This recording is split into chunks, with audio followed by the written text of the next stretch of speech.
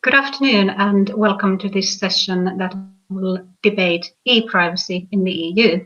My name is Laura Linkomies. I am editor of Privacy Laws and Business Reports.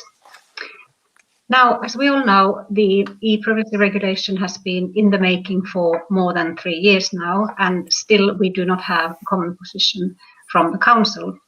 There are, of course, many issues at stake: controlling spam and extensive tracking, electronic communications and confidentiality, and of course, cookies. Now, the current presidency, Germany, proposed some fairly radical changes and emphasized the role of consent as opposed to legitimate interests. This proposal was rejected, and the presidency recently announced that they will now hand over the file to Portugal, which will start work beginning of January. Now, there have even been suggestions from the member states that perhaps we should go back to the proposal made by Finland. So what is the right course of action now? Today, we have a fantastic panel to debate these issues. We have Birgit Sippel, who is member of the European Parliament and rapporteur of the LIBE Committee on e-privacy.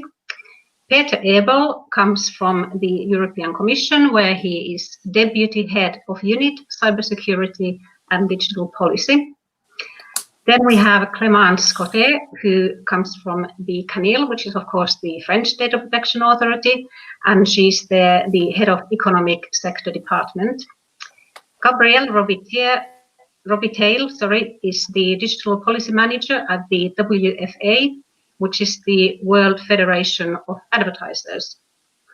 And last but not least, we have Gary Davis, who is Director, Privacy and Law Enforcement Requests at Apple. Some housekeeping rules just before we start. Please type in your questions in the chat box. There will be a recording made of this session, and also if you would like to tweet about what the panel is saying, please use the hashtag EUData20. Now over to you, Birgit. Thank you very much, and thank you for that introduction. I think the e-privacy regulation, as you already indicated, has a long history, and more or less my impression is there are no real debates about it in the Council. And maybe one reason is that this file is dealt with in member state by very different ministries. In Germany, for example, the responsible minister is the Minister for Economic Affairs. So this might be one of the reasons. Nevertheless, after the decision of the GDPR, there is also the impression that there is not much hunger to even talk about additional rules. And I will be very open. I'm not quite sure if it's the member states who are the most opposing it, or if it's some service providers who put pressure on the member states. Whatever, I think the problem is that we, in this more and more digitized world, we do need clear rules how to protect privacy. And that's the fundament for many other areas, talking about fundamental rights, freedom of expression, the right to family, and many other things. So without protecting privacy, we will clearly end up with big problems. And in addition to personal data, of course, when talking about the e-privacy regulation, we also talk about business secrets of enterprises. So all kinds of communications have a good reason to be protected against interference, surveillance, and many other things. Unfortunately, there is not much hunger in that. And even within European Parliament, only yesterday, I heard a colleague saying that regarding all the rules, for example, linked to cookies, people might get tired to again and again answer the question, do you agree to cookies? But I'm sorry, I don't feel tired. The question is, how is this organized on different pages or apps? And I'm just now in the last weeks and months saw very good examples to make it easy for people just to reject everything, to agree to special things. So not in all the examples, it's necessary to go through a long list. And once you have done it, that's fine. So to say people are tired to look into the cookie conditions, it's only an excuse to avoid better privacy protection, because this needs to be done in the good example by privacy by design and default, and that's not that problematic. On the other hand, we had examples coming from the Commission, who within the already difficult debates about the e-privacy regulation try to implement another point into that debate, which is the fight against child sexual abuse online. And that also never worked, leading to the fact that no rule is there for that up to now. And I always indicated that within a file, a law protecting privacy, you can't at the same time decide an exception or derogation for one or the other area. If you want to have that, you need to prepare a proper law, which once again is not here by now. So e-privacy regulation, I think the content of this is very important. On the other hand, you could also take another step to at least ensure some parts of it, and that could be to take the e-privacy directive in combination with the GDPR, where we clearly say that to go into the files of users, you need consent in most of the areas talking about personal data. So you could go against companies not respecting these rules linked to cookies or any other way to follow the users, whatever they do in the internet. And you could go to court and claim against those. I checked that possibility partly with the Commission, but obviously also in the Commission, there is not much hunger to at least take this way. And I think this could have been helpful to put more pressure on member states to finally take a decision on the regulation. If the next presidency will find a solution, to be honest, after the German presidency and all the other presidencies before who told us that they will try to find a solution, I'm not very optimistic. But on the other hand, having in mind that we have more and more debates about interference and infringements of fundamental rights, of rule of law, on protecting privacy, I really hope that the pressure will increase so that in the end, the Council will come up with any kind of a position, because only then we can start debates together with the institutions. And in these days where digitization becomes more and more important, especially now in combination with COVID, where more and more people are using online tools in different ways, I think it's time to finally come to a decision on the e-privacy regulation. And let's see if the next presidency will do it. Otherwise, we really need to talk about other issues to improve the privacy of people and also the protection of business secrets, as I said in the beginning. That's it as a small introduction. Thank you. Thank you very much, Birgit. I know you've been following these issues for many years, so that was a really fascinating insight. Now, next we are going to hear from the European Commission. Peter, can we please have your opening remarks? Good afternoon, everybody. Thank you for the floor. I think everybody had very high expectations into the German presidency to reach a general approach. Now it is only a progress report. Nevertheless, even if apparently there was not much progress in 2020, maybe due to Corona, but also for other reasons, I think at least the Croatian and the German presidency achieved more clarity on the member states' positions. I think one of the clear conclusions is that there is no majority in the Council for legitimate interest in Articles 6 and 8. And it seems that the Finnish text, which was not supported 1 year ago, seems to be more popular with member states now than it was at that time. I think that is a possible basis for the Portuguese presidency to continue. As Mrs. Sippel said, the issues covered by the e-privacy regulation have to be addressed. They are very important for the digital future. She mentioned already some of the issues, cookies and others.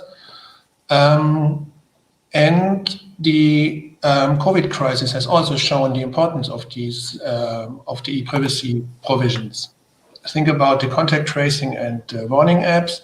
These are issues about protection of terminal equipment, or about the anonymized and aggregated metadata used in order to see kind of movement streams of population in the first lockdown.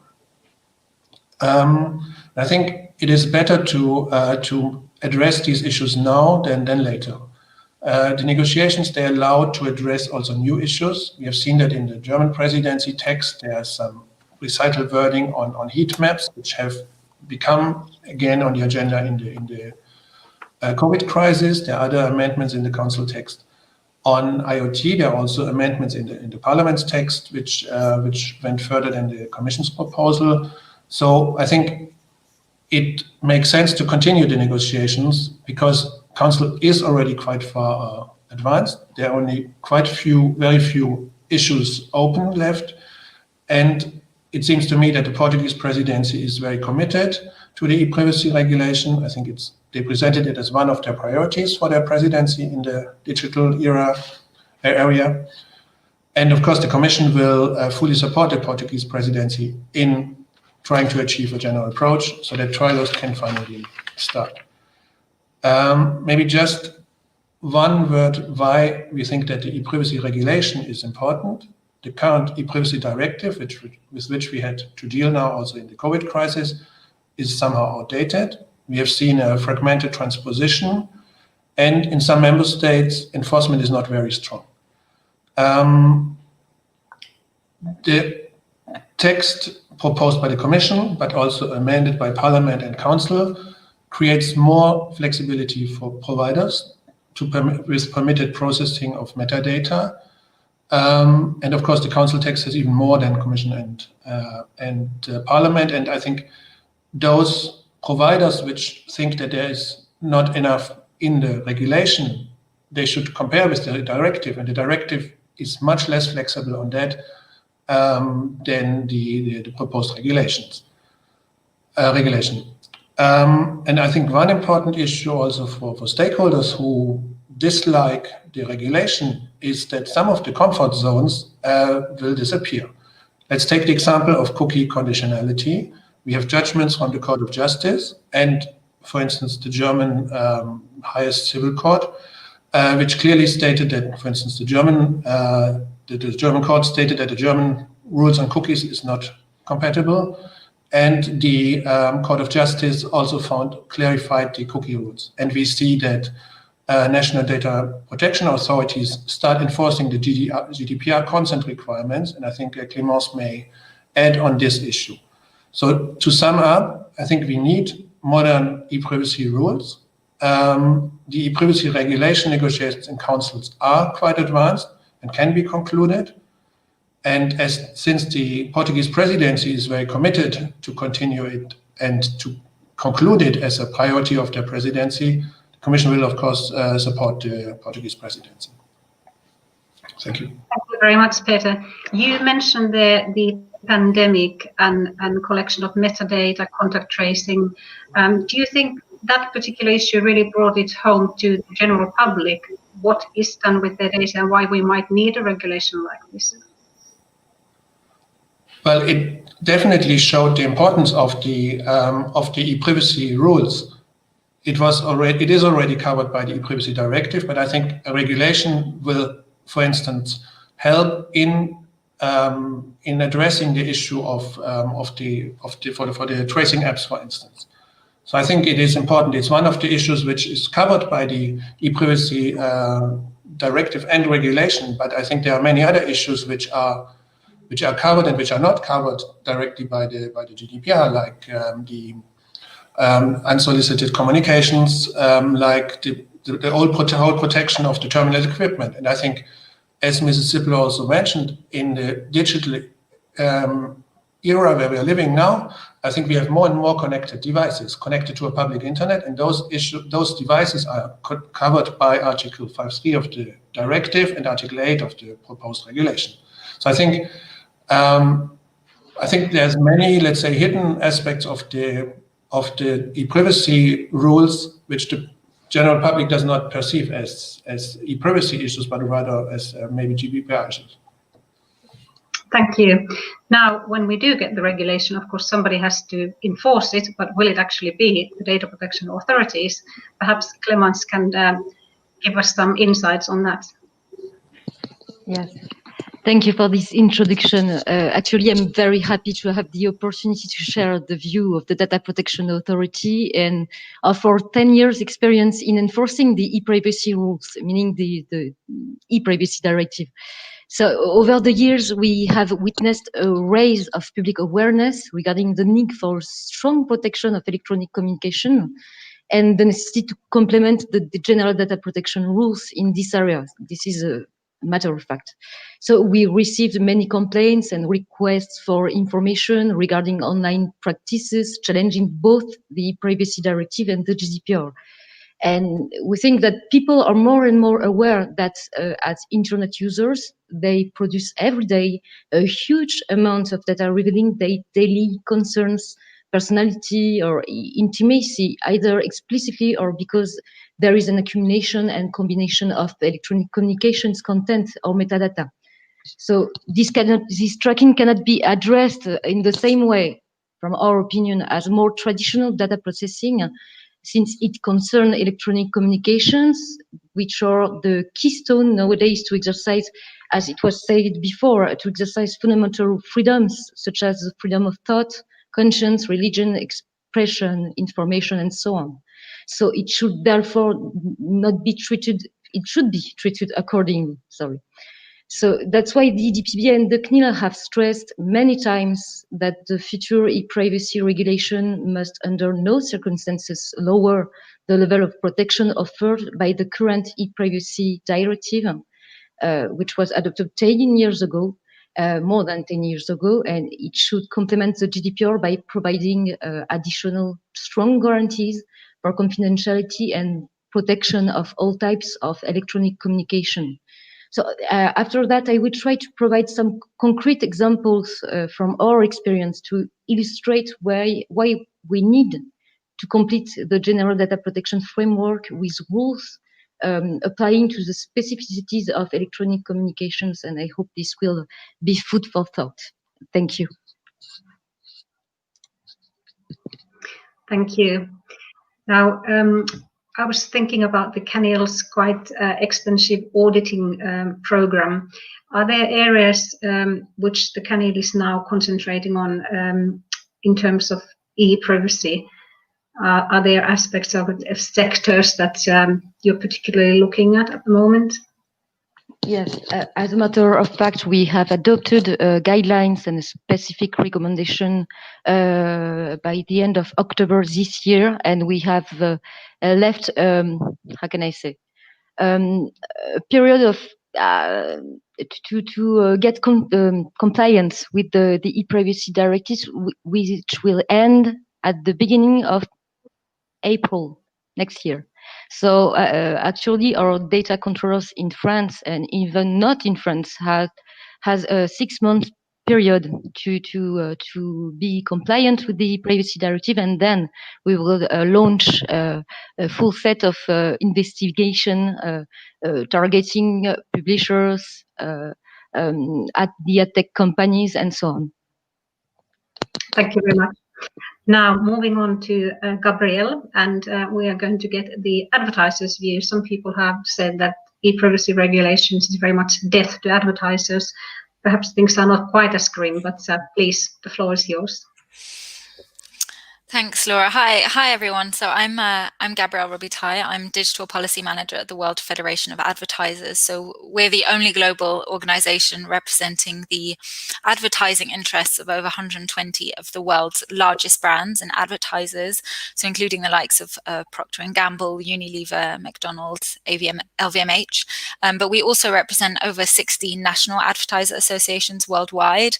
And our main objective as WFA is to enable more effective, efficient and sustainable marketing.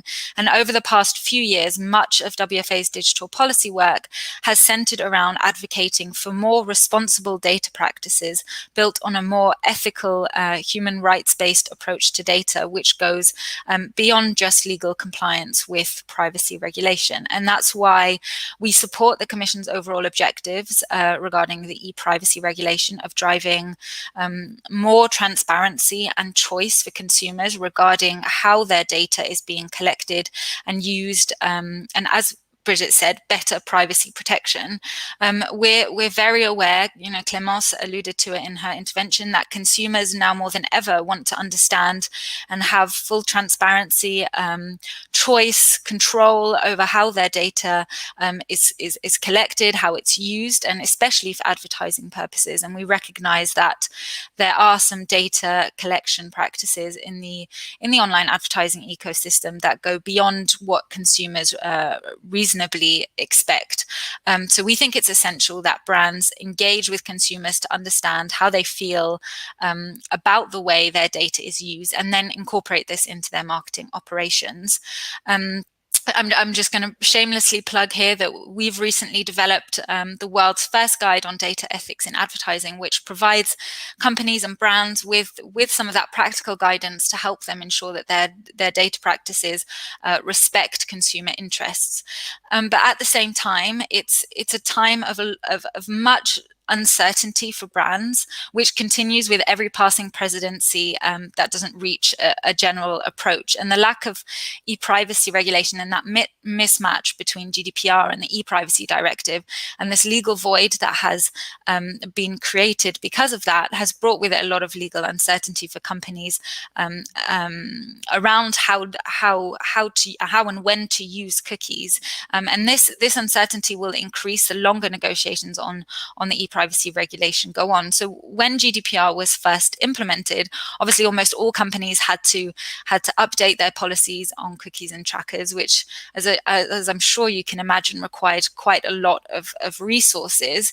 But since then, as e-privacy didn't come into force at the same time as expected, we've seen European data protection authorities try to fill in this legal void and issue guidance on the use of cookies and trackers and the relationship with GDPR, with each one different and sometimes even contradictory to the other, which is requiring companies to constantly review and update their policies.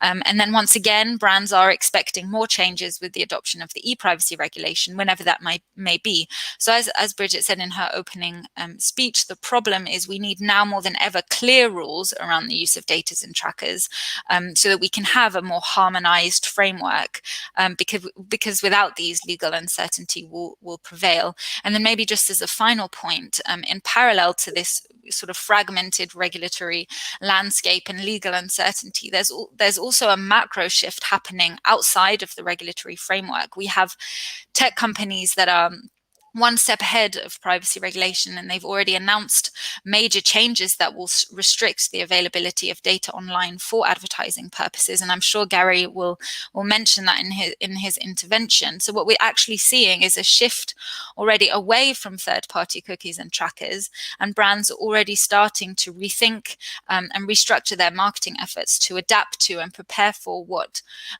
is increasingly being referred to as a cookieless future. So the landscape we have now is really different to the one we had in January 2017, when the Commission first put forward its proposal. And I think that as policymakers continue these negotiations on this file, that they need to take into account that these industry changes are happening, and that could impact whether the e-privacy regulation is actually future-proof. We want to make sure that e-privacy not only protects privacy and the safety of consumers online, but at the same time that it is also supports innovation and a competitive online environment. And I'll be happy to dive into how WFA thinks that this can be achieved during the discussion. Thank you very much, Gabrielle. We have a comment from the audience regarding cookies. I was wondering, Gabrielle, if you would like to comment on this. Somebody's saying the issue is not default settings, but default behaviors. What is the value of giving people choices to which they gradually pay no attention?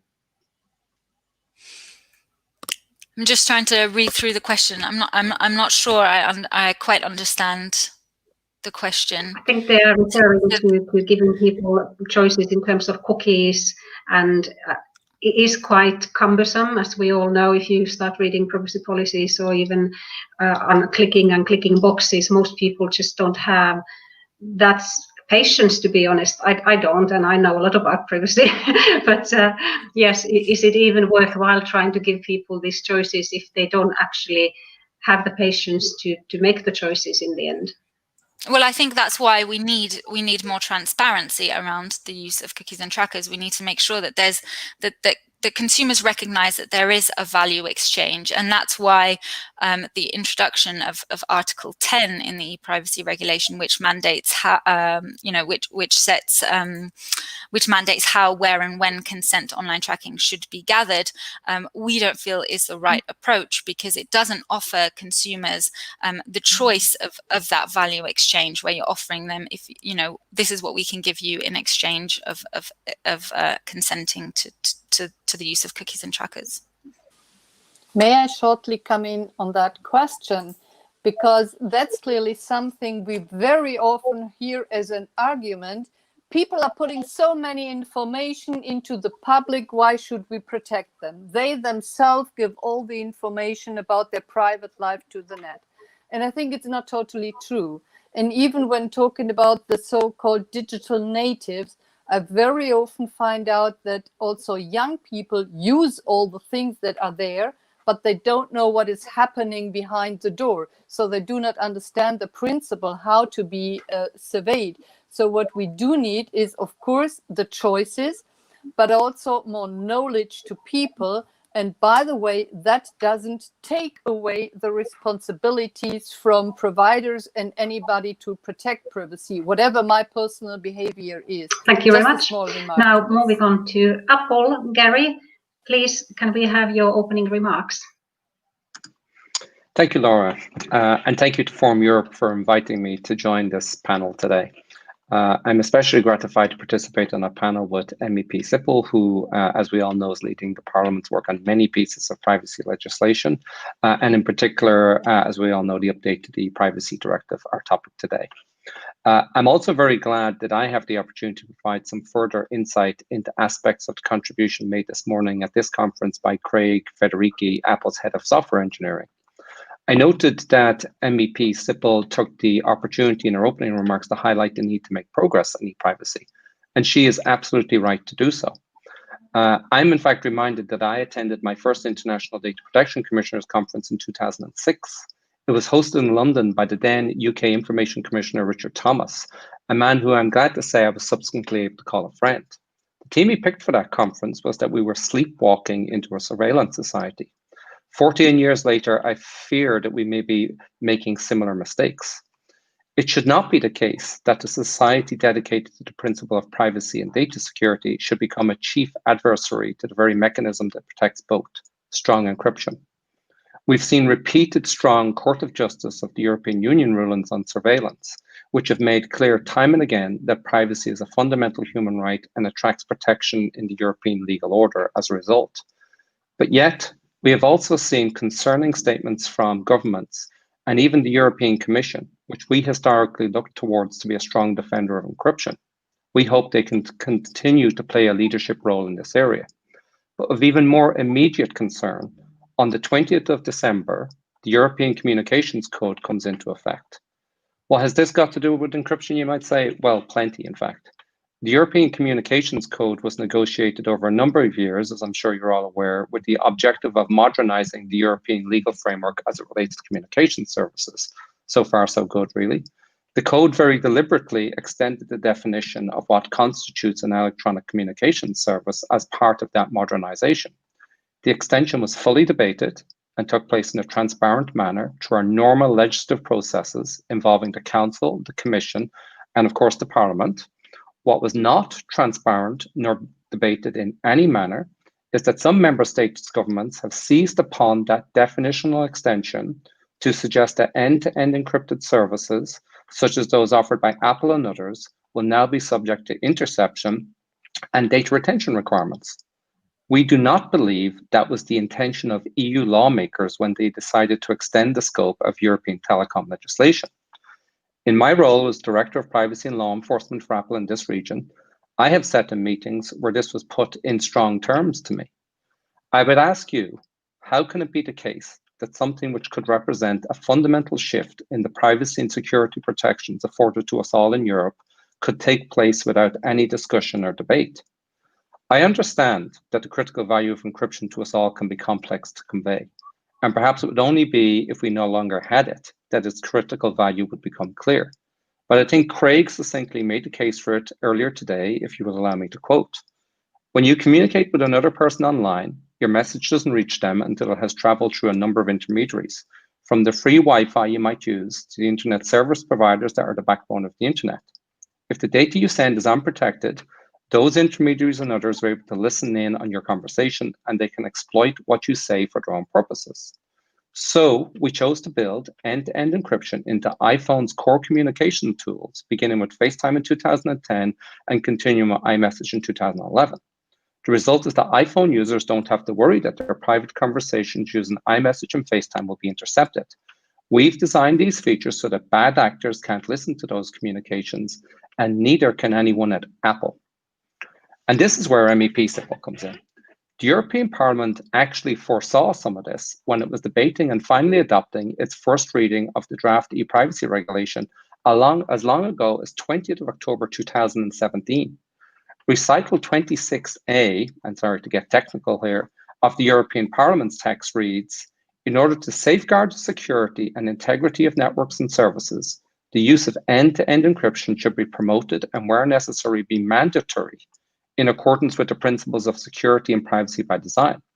Member states should not impose any obligation on encryption providers and providers of electronic communication services or on any other organizations at any level of the supply chain that would result in the weakening of the security of their networks and services, such as the creation or facilitation of backdoors. This was also reflected in Article 17 of the text. I applaud the European Parliament for this. Further this morning, Craig said the following. I also hope you will support Europe's support for end-to-end encryption. Apple strongly supported the European Parliament when it proposed the requirement that the e-privacy regulation support end-to-end encryption, and we will continue to do so. We were hoping to see similar commitment to encryption to that of the Parliament by the member states as they scrutinise the text. We hope the upcoming Portuguese presidency will take this on. Will Europe really be the place where the threat to end-to-end encryption will come to reality? As we have seen with the leadership that Europe has shown on data protection, where it goes, so many other jurisdictions follow. I don't think in this instance that this is the type of leadership that we wish to show. Apple, in fact, stands somewhat alone in the privacy regulation. We're certainly not one of those service providers seeking delay that MEP SIPL mentioned at the outset. From the beginning, we had called for its quick adoption. We continue to hope for swift agreement in Council that does not compromise on the strong protections the legislation was designed to achieve. Now, why would we say that? Well, because we consider that the protections that it requires for individuals are the least that should be expected. It has become clear that without a strong law in this area, those who are currently benefiting from the collection of personal data from users for advertising purposes will continue to do everything they can to maintain the status quo. We have seen that with the public statements and indeed legal attempts that some in the advertising industry have taken to try to stop our App Tracking Transparency Framework, ATT for short. A transparent and clear prompt for iOS users to decide whether or not they wish to provide permission to be tracked across apps and websites. I know I will likely have a chance to return to this issue during questions, but for now I wanted to end by reiterating what Craig said on this in his earlier remarks. ATT, we believe, reflects both the spirit and the requirements of both the e-privacy directive and the planned updates in the draft e-privacy regulation. ATT, like e-privacy, is about giving people the power to make informed choices about what happens to their data. I hope that the lawmakers, regulators, and privacy advocates here today will continue to stand up for strong privacy protections like these. And that is the end of my opening remarks. Thank you very much. Thank you, Gary. Do you see any scope for exemptions for the end-to-end encryption, say for law enforcement purposes? What would be the kind of situation where you think it would be allowed? I'm not an engineer, first of all, Laura, so thank you for the question. Our engineers, of course, engage in conversations with law enforcement authorities across the world to try to identify where we continue to support them. And we do support them in many areas where we have data that can do so. The uniqueness of end-to-end encryption is that there is no clear way to intercept it. So the data that is passing between us in communications is protected in that way. And we think in that instance, that represents the best balance for everybody. Thank you. Going back to the situation where we are now, and we got the clear picture that the proposals have been quite different from different presidencies, and nothing seems to be quite right. Now, can I just put this question to all of the panelists for very quick 1 to 2 minute comments, please? What is your view? Should we now be going back to the situation of allowing a wider use of legitimate interests, or are you happy to follow the idea of basing the regulations more on individual consent? Do you want to start, Birgit, bitte? We don't have your microphone. Sorry. I think, first of all, regarding the question of legitimate interest, Parliament clearly pointed out that this can't be used for personal data. It can't clearly be used for sensitive data. So for communication, which from our point of view clearly is sensitive, legitimate interest can't be used. And therefore, if ever you need the consent of people, and coming back to the link to GDPR, that consent need to be well informed and explicit. So no, I don't think going back to simply legitimate interest will solve the situation. Thank you. And Peter, your comments, please. I largely agree. I think the Commission has always said that legitimate interest is not for the e-privacy regulation. Maybe just one qualification on this kind of binary choice between legitimate interest and consent. There is also something in between. And we have necessity for the provision of a service or information society service in Article 8. We have similar issues where I think, for instance, for the purpose of securing the networks and the services, it's in Parliament's text, Council text, Commission text. So these are exceptions from the consent requirement, which are clearly defined. And I think that is the way how there can be a compromise in Council and then between Parliament and Council. And just on legitimate interest, also in Council, there's no majority for legitimate interest. The Croatian presidency has tested that and it was clearly rejected. So and that's why the German presidency went back in a different direction. But I think it's clear that there is no majority for legitimate interest. And I think this is an important learning effect of this year, one of the modest progress, but I think this is important to take. And Clemens, what is your view? Okay, shortly, we fully support the approach of the German proposal, since it's based on broad prohibitions, narrow exceptions, and the use of consent, and in specific cases, proper anonymization. We think that we cannot lower the current state of play, the current legislation, meaning the e-privacy directive, since the digital economy has not moved toward more respectful practices to preserve the privacy of end user.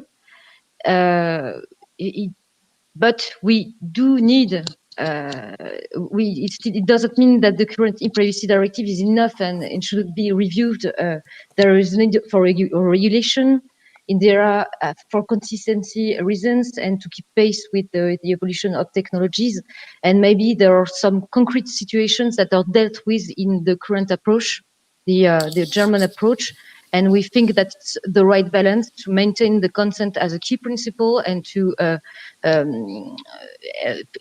states all in an exhaustive way all the examples in which consent does not prevail. Of course, you are not speaking for all of the EU DPAs, but I know you take part in the EDPB working group. So would you say, broadly speaking, this would be the view from the DPAs?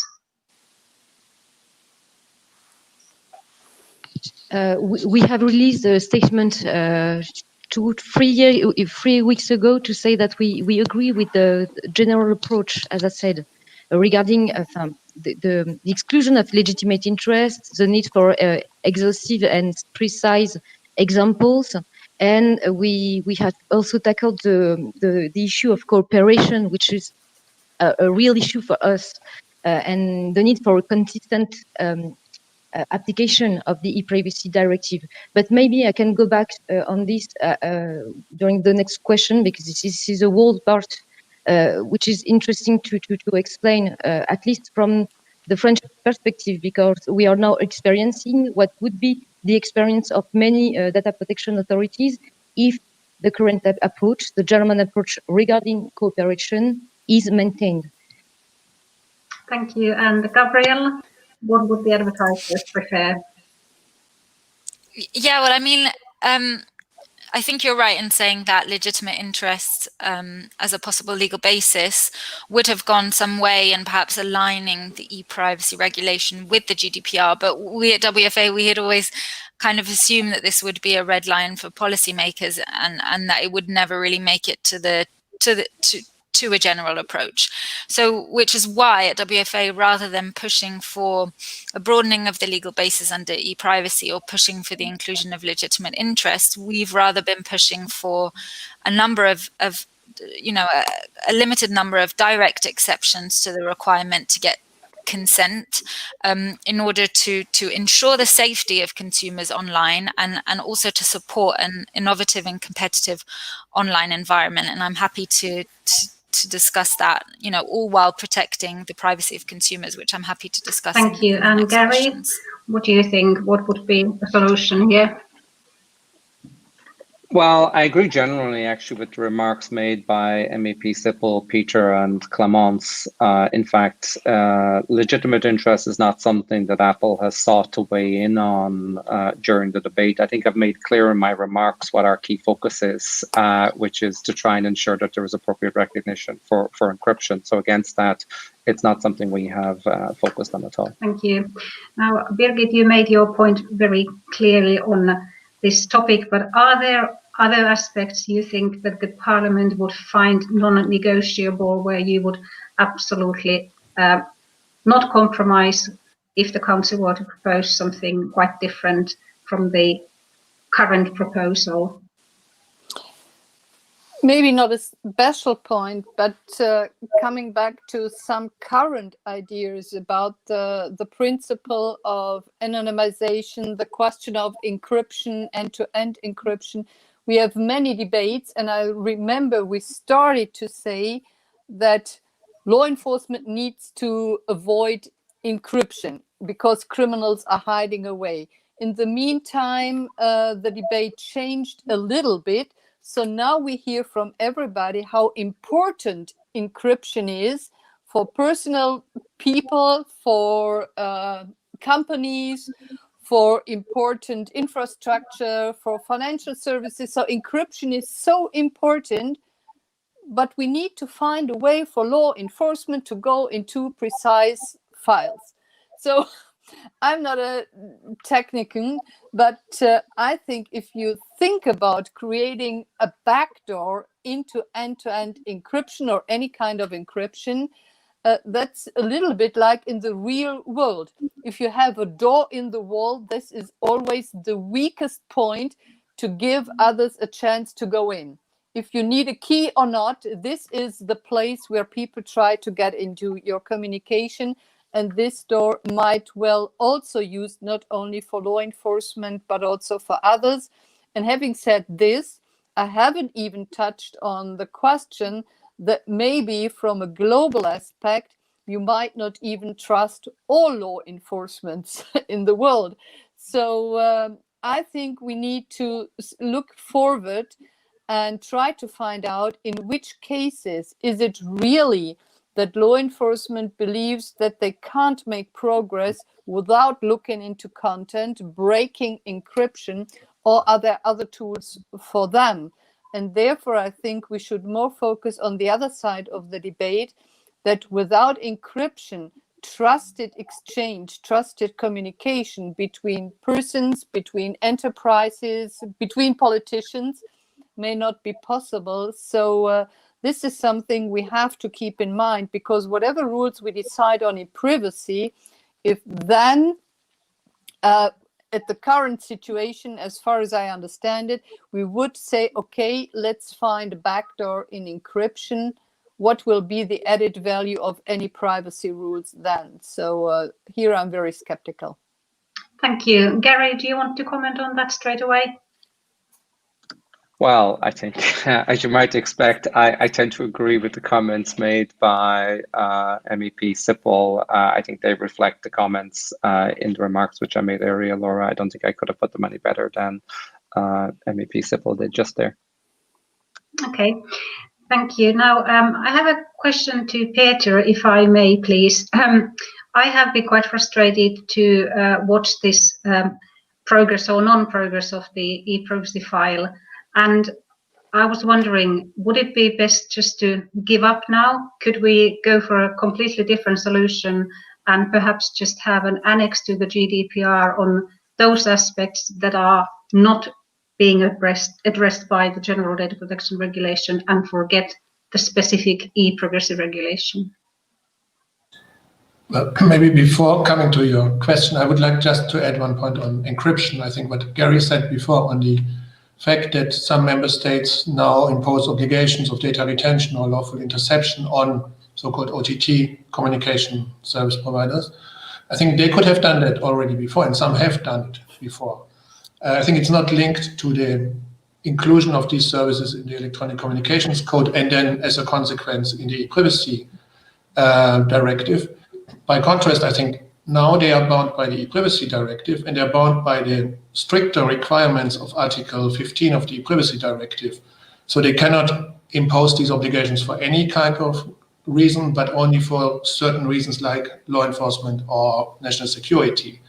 And those services are also bound by the security obligations of the Electronic Communications Code, which explicitly refers to encryption and even end-to-end encryption where appropriate. So I think the code tries to make this balance between law enforcement and encryption and security. And I think it's always been clear that the Commission is against any backdoors. So I think this is an important element, but it's these possibilities for member states to impose obligations on these OTT service providers existed already before, and they are rather now bound by the framework of Article 15 of the Electronic Communications Code.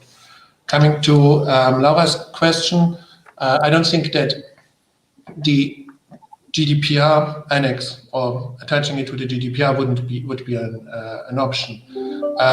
The GDPR evaluation report was published in May this year, and the Commission clearly decided not to open it and not to include anything on e-privacy. And I think it would also not work because the issues would not go away. The debates would be the same for whatever you do in an annex to the GDPR than what we are having now on cookies, on data retention, on possibly encryption. And I think it wouldn't go away. And the issues which are covered by the e-privacy regulation and also by the directive are issues for which the GDPR grounds for processing probably don't fit. I think we should not have, for instance, legitimate interest as a ground for sending unsolicited communications. I think it's very established, and everybody seems to respect that this should only be done with the consent of the end user. Otherwise, any kind of sender of commercial communications would just rely on commercial legitimate interest. So I think it doesn't fit into the GDPR, and I think there are also historical and constitutional grounds why we have a separate instrument for the protection of communications. Thank you. Now, Clemens, I'd like to put a question to you about enforcement again. So under the GDPR, of course, we have the cooperation mechanism. Is it working well, and would you recommend the same formula to work under the e-privacy regulation? Yes, well, thank you for this question, because I will answer with another question. What would be preferable in the future? Leaving things as they are, meaning no consistent cooperation at European level, or benefit from the cooperation mechanisms already put in place by the GDPR, especially in cases where the e-privacy rules and the GDPR interact. So, and on this matter, I think I can provide some feedback regarding our experience in France, as I said before. Today, the CNIL, as a data protection authority that is also competent for the enforcement of the e-privacy directive, must deal with many difficulties linked to the fragmented supervision of these rules between NRAs, public consumers protection authorities, and data protection authorities. So there is a lack today of consistency and certainty for individuals as well as businesses, and this is a situation they complain about a lot. It's also misunderstood by some stakeholders that curiously put the blame on the GDPR and try to undermine the credibility of the consistency mechanism put in place in the GDPR. And the funny part is that the GDPR precisely provides for solutions that have been tested and improved over the past years. It's not perfect, but still it works. And it's a prototype that is currently used among data protection authority. It can be easily copy-paste in the future e-privacy regulation to ensure a uniform application. We all agree on that. And an equal level playing field between every providers. So, and in addition, I must stress that many e-privacy rules concern processing of personal data. That is a fact. I can mention, among others, the provisions regarding the confidentiality of electronic communications, regarding the integrity of the terminal equipment, meaning cookies, the direct marketing activities, directories, and so on. So in this case, it has to be regulated by an independent authority, meaning a data protection authority, responsible for enforcement of the GDPR, as it was initially proposed by the European Commission. This approach, from our point of view, and from the business perspective, can be a good approach because it provides a single contact point to all to data subjects as well as data controllers, and it would be interesting to map the potential overlap of competences that this fragmentation, the current fragmentation, would bring. I have concrete examples. Maybe I can go further on that. But as a lawyer, I must confess that I deeply sympathize with data controllers who are facing right now this tricky situation. And we think that in the CNIL and at the EDPB level, through the statement that was released 2 weeks ago, that the privacy regulation should be formulated to improve this procedural situation instead of adding complexity, and it should lay out a clear framework for the cooperation between DPAs, data protection authorities, as supervisory authorities, so it could function effectively. Thank you very much. Now, in my work, I get to speak to a lot of big companies, and often they are quite worried about the coming cookie provisions under the e-privacy regulations. Now, Gabrielle, what changes would you like to see in that area?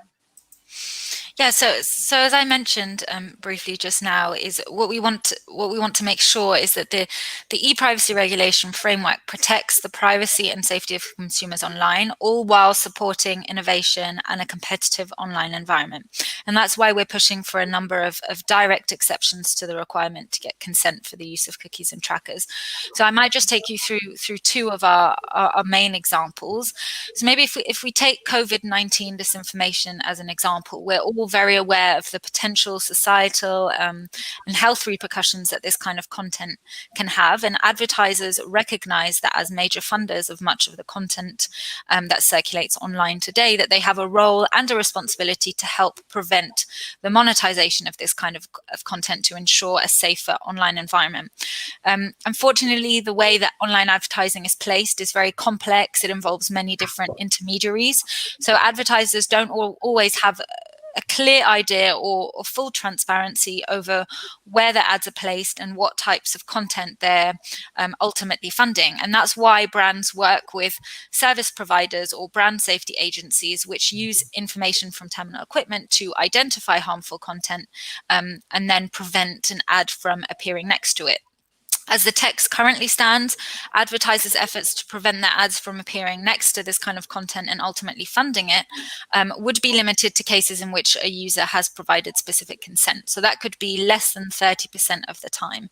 And that's why we think it's essential that the e-privacy regulation provides this exception to enable advertisers to continue their efforts to prevent the monetization of illegal and harmful content.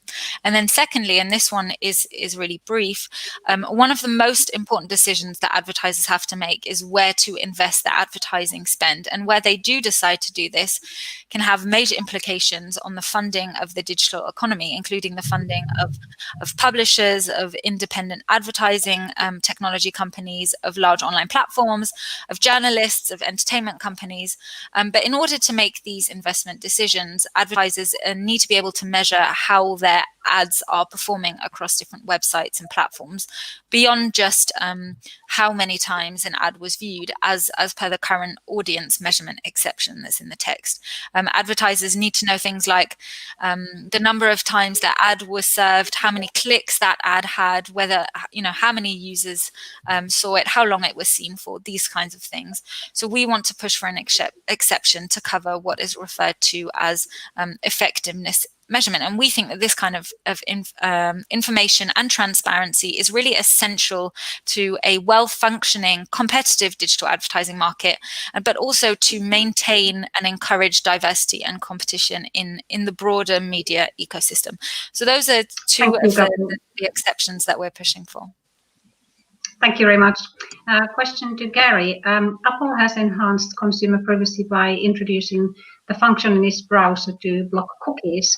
Generally speaking, do you think the era of e-privacy should be left for industry self-regulation?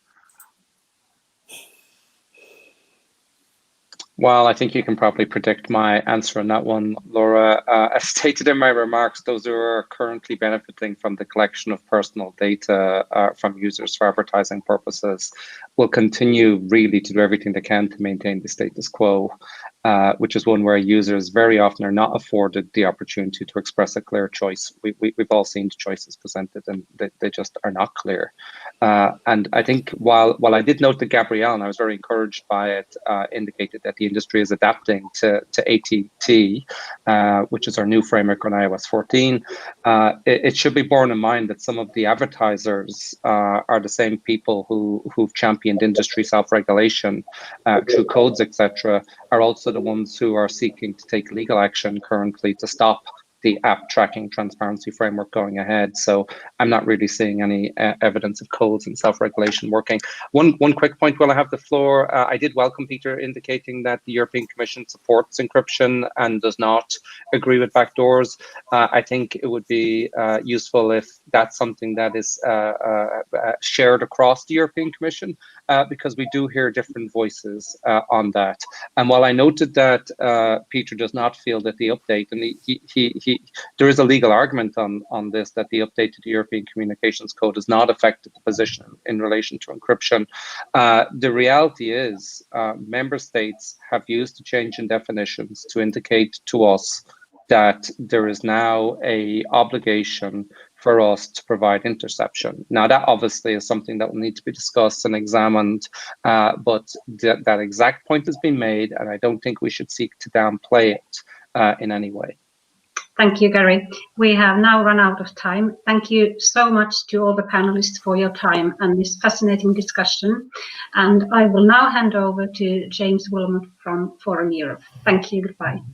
Thank you. Thank you. Thank you, everyone. Can you hear me okay? Just double Thank check. you. Can everyone hear me okay? Yeah, great. Okay, thank you. Yeah, thank you very much, Laura. And to everybody who's participated across the day and who's participated in this panel, much appreciated. And I should probably thank in particular Ms. Sippel there for sort of covering across those two sessions. I think that's something that that she's done a few times for us now, where we've divided up the privacy sessions. So really do appreciate her engagement there. Well, that concludes another European Data Protection and Privacy Conference, and indeed the 10th edition. So, as I said, a big thank you to everyone who participated across the whole day. And I should, alongside Ms. Sippel, we had earlier in the day, we had Vice President Redding, God, that's a few years ago, Vice President Jourova, who opened the conference, and I think we thanked her then for her participation across the last 6 years. So, we have every intention to continue running this conference, and we, look forward to future engagement with all these key policymakers and the stakeholders. There's been plenty of activity in the chat area, and I can see that people have been networking. So while it was a very packed program, I do hope that you managed to follow as much of it as possible and engage with the other participants where you might have had time to do so. My colleagues will be, if it's not been done already, be posting a link to the recordings into the chat area. So if you did miss anything, then we've got your weekend sorted, and that link should be available very soon. Our thanks to Baker McKenzie, BSA, the Software Alliance, Cisco, the EDAA, Google, Microsoft, SAP, and Salesforce for the support of this event. We really couldn't have done this without their support. And we will be leaving the platform open for another 30 minutes or so to enable you to utilize some of the networking functions, should you wish. And you can do this by clicking on the networking tab to the left of the screen. So with that, thanks very much again for being with us. And if we're not in contact, or if you're not attending anything else that we're doing before the end of the year, here's wishing you a very good festive period and hopefully a more positive 2021. So take care.